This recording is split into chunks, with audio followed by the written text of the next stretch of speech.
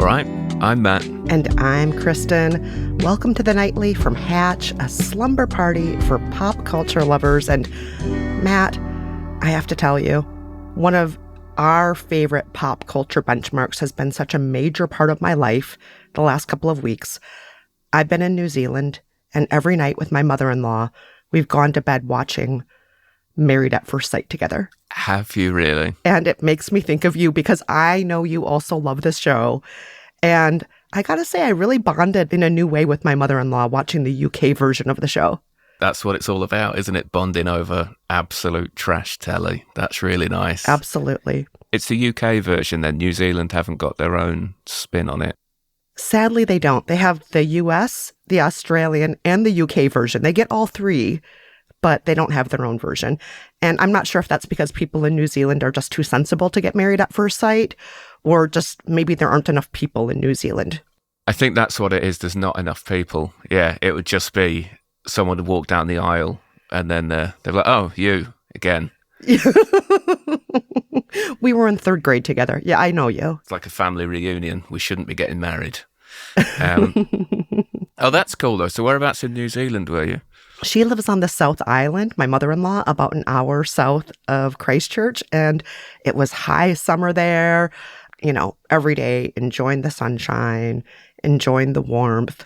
And now I'm back in New York and it's slushy outside, but that's okay. I refuse to dress like it's winter quite yet. It's quite the shock, isn't it, coming back from that? I think you're wearing a jumper right now. That's probably what I should be wearing. Yeah, I've gone for the long sleeve t-shirt. It's somewhere in the middle. What sort of city were you in on the South Island? Because I've got family over in New Zealand, but they're all North Island. So I've never actually been to the South Island, but I'd love to go. Oh, I love that you've been to New Zealand before. My mother-in-law lives in a town that I like to call Farmer Comes to Town. It's called Ashburton, New Zealand. And there are a lot of tractor stores, feed and seed stores, farmer-related equipment sort of shops and so on. And it's just kind of the largest town that exists between Christchurch and Dunedin. And so all these farmers from the Mid-Canterbury region come there to buy supplies or to do cultural events. And it's a sweet little town, or I consider it a small town. I think people there consider it a small city. It's, I think it's under 20,000, but more than 10,000. Okay, yeah, it's very New Zealand, isn't it? In a really good way, it feels like it's back in time a bit there, doesn't it? Oh, yes. While we were there, one of the cutest things happened. Santa came to town to light the town Christmas tree, and everybody in town showed up, and it felt like I was in It's a Wonderful Life. It was so cute. The whole town was there, of course, wearing shorts and jandals, as they call their flip-flop shoes. Everyone's out there in their shorts and jandals waiting for Santa to show up. And it is so cute because it just feels so small town. I'm sorry, people of Ashburton. I don't mean to sound condescending when I say this, but it really was adorable. It just felt like no irony anywhere to be seen. And then when Santa got introduced to the stage, the MC, dressed head to toe in Christmas gear, he introduced Santa as if he were like Beyonce coming to the stage. And I have never seen a crowd go so freaking nuts. They were screaming. I swear there were kids crying with excitement, parents just shouting and giving each other high fives. It was the cutest thing, Matt. That's so nice to hear, isn't it? But I suppose for Ashburton, that probably is the biggest show that they will have there throughout the calendar year. And again, no disrespect, because I genuinely think it's brilliant.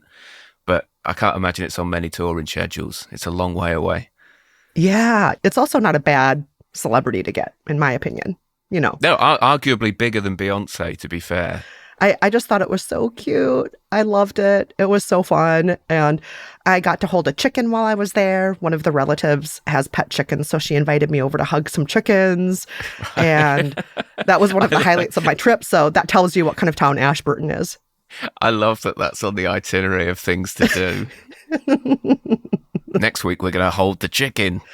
Yes. And I should send you a picture of me holding a chicken, Matt. I would love to see you holding a chicken. That's really what the whole event was. It was just me holding a chicken, and it was so fun. I loved it. And then, of course, like I said, watching Married at First Sight each night with my mother-in-law. It sounds great. I'm so on board with that. I've always thought about having Christmas over there, but I don't know, there's something that doesn't quite work for me because I know every Christmas morning they go down the beach and have their barbecue, their Christmas dinner.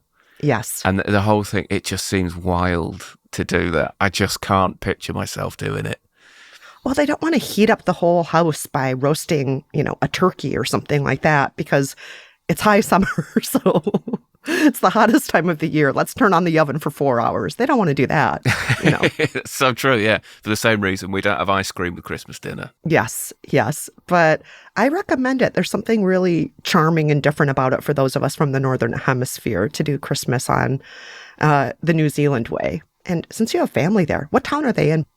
They're in Auckland, in the North Island. I love Auckland. Love it. It's amazing. It's a great place. But I really loved when we went over there. There's a town called Napier, which is also North Island. Oh, yes. I love Napier. It has all these Art Deco buildings and... Yes. Oh, it's charming. Love it. Long story short, I've got family on both sides who have New Zealand connections. So like my dad's sister moved out there like 20 odd years ago. So I've got cousins and all sorts on that side.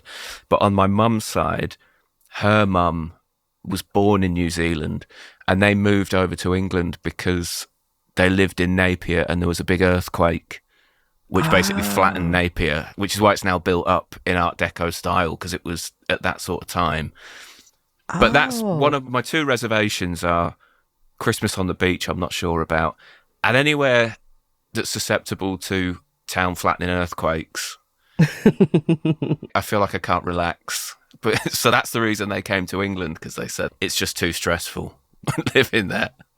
Okay, fair points. But if you just do it once, I think you'll enjoy it, Matt. I think you would love celebrating the holiday season on the beach. I may well give it a go. Just be barefoot and run around on Christmas. We never get to do that on the Northern Hemisphere. Never. So I mean, I've never felt the inclination to, which is probably part of the problem. But yeah, if I was there, maybe.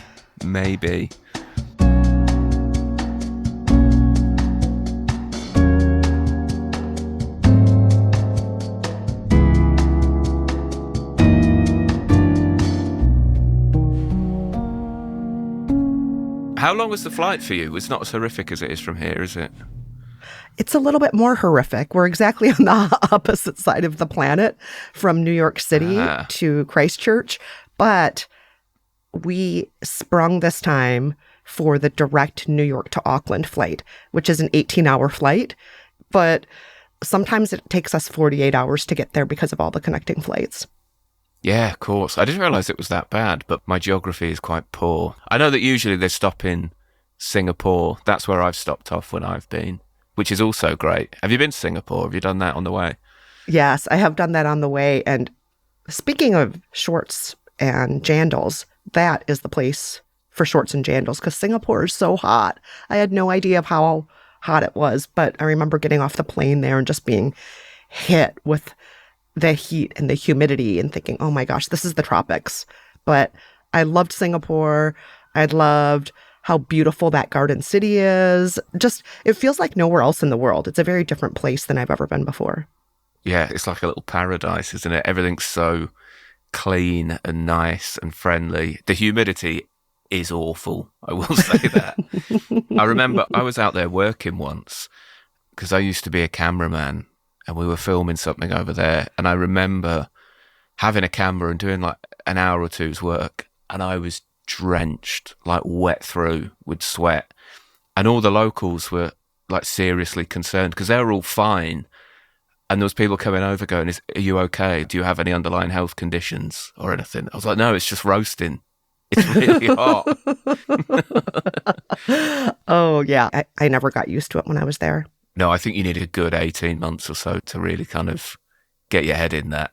That's what I found, is that it was impossible to look nice. Like every time I'd make an effort to go out to dinner or something, you'd step out the front door and be like, oh, great. I look like I haven't showered again for like 4 days. Oh, it's unhinged, sweaty man. Here he is. Yeah. That is what they call me. Unhinged, sweaty man.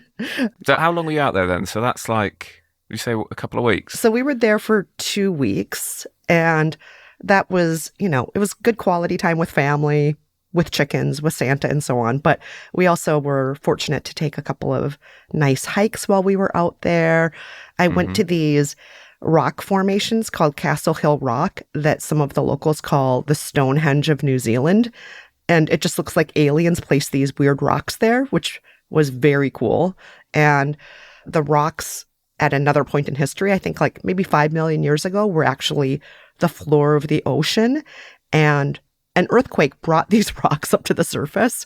Too soon. It's just it's just layers and layers and layers of shells. It's millions of years of shells, these white rocks that jut out of the ground. And, dum-dums over the past few hundred or thousand years have engraved their initials in the rocks and so on, which I don't like at all because the rock is very soft, so you can actually carve in it. I would never do that myself. People, please don't do that. Don't go to other countries' national monuments and carve your name in them. But I only mention that to mention how soft these rocks are because they are just made out of shells. But they jut hundreds of feet into the air, and it's just this amazing place that looks like aliens set up. And I highly recommend people go there if they're ever on the South Island of New Zealand. Go to Castle Hill Rocks to see something that might remind you a little bit of Stonehenge. It's really cool stuff like that in New Zealand because there seems to be some sort of natural wonder like that basically everywhere you turn. Like you could just be driving down a road and there will be something every kind of like 10 minutes. Oh, yes. Yeah. And it's so different from the US because I feel like in the US, all right, we're going to see the next big wonder, but it's going to take 16 hours to drive there. And you can literally drive from 6 a.m. to midnight. And then maybe at that point, if you're lucky, you'll see something else that's monumental and different from anything else you've ever seen before. And then you'll get back in the car again and drive 14 more hours to get to the next one and so on. Whereas you're right, in New Zealand, you literally can drive every 20 minutes or every hour. There's something else just breathtaking and completely different. Like, oh, I'm in a rainforest now, but 10 minutes ago I was in a desert. But 10 minutes before that, I was in a field just filled with sheep. And 10 minutes before that, I was at waterfalls. And that's kind of how I think of New Zealand also.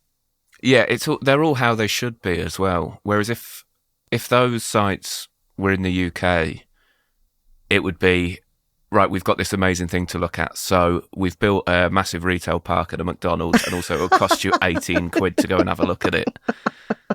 Whereas in New Zealand, yes, you are encouraged to just like you say, hike, just walk out and just go and have a look, which is really nice. And no, we're not going to charge you, which I kind of think New Zealand should charge us for doing these things, but yeah, they probably should. Yeah. I'm like, this is definitely worth $10, but you're not charging me? Okay. All right. But you're so right. Anywhere else in the world, the US, the UK, Canada, they would definitely put up a casino next to what I was just talking about. Oh, yeah. They would name a casino after it, and that would be the thing you go to. I tell you what's an interesting conversation I've just thought, because I agree with you, by the way, about people carving their initials into monuments. I think that's probably the wrong thing to do. That being said, where do you think the cutoff is? Because, when they find like caves and there's people from like 2,000 years ago that have scratched their name into the wall, that's sort of all right, isn't it? And I went to a pub not that long ago where a load of American airmen signed their name on, like, scratched their names into the tables. And now it's like a real thing to go and see where people are like, God, this is incredible. Look what these guys did. They put their names in. Well, at the time, people would have been like, what are you doing? Stop scratching your name into the table. Yeah. How rude. You came to this other country and now you're tearing up their furniture? Come on. Don't do this. It's an awful thing to do. If I came over to the US and just sat in a pub and took out like a compass and just started scratching my name into the table, just go, you wait. Give it 85 years. Someone will be happy to see that. I mean, I think we've already gone past that point. I think there's a little too much of most of us online already. Do we really need it on a table now? That's such a good point. Do I need to carve it into this 5 million year old monument? I don't really need to do that anymore. No. maybe 85 years ago, most people had very bad internet. So they're like, oh, how am I going to get my name out there? Right? So I'll carve it in this table in this other country. But we're in a different space right now where everybody's name can go down in history if they want it to very easily. And back then, maybe it was harder. Yeah, I've never considered that before. We're constantly scratching our names into places that people don't want to see it, aren't we? Yes, absolutely. And I think about how once when my mother was a teenager, her local newspaper, they were going around and asking people how they felt about a new city referendum about leaf burning. And my mother was one of the man on the street people as a teenager who the newspaper asked for thoughts on this. And my family cut it out and put it in a scrapbook. And it was literally one sentence from my mom because it was such a huge deal that my mom was in the newspaper in a man on the street interview. That's and now so I just cool. feel like she could have posted that on Facebook and everybody would have just seen it. And it, you know what I mean? Like she could have talked about that referendum on Twitter, my mom, and nobody would really think it was worth cutting out of the newspaper in the same way. Even if you have like a really funny tweet or something, no one prints it out and puts it on the fridge, do they? No, they don't. It's a different era, but in some ways that's good. I'm a big believer in everybody should have access to the tools to express themselves. You know, I'm not one of those people who's like, oh no, only the emperor should have access to language, pen and paper. Like, no, everyone should be able to read and write, and everybody should be able to have the tools to get their thoughts out there if they want to. Just don't carve them into a monument. Don't do it that way. I'm totally with you, with the one caveat being, unless someone is slightly similar to me and what I'm doing and they're better at it, in which case you've got to move off my turf. I'm trying to make a living here. Matt, you are one of a kind. You are such a gem. There's only one of you. Nobody could ever be you. So I don't think you even need to worry about that. I mean, that's good news all round, really, isn't it?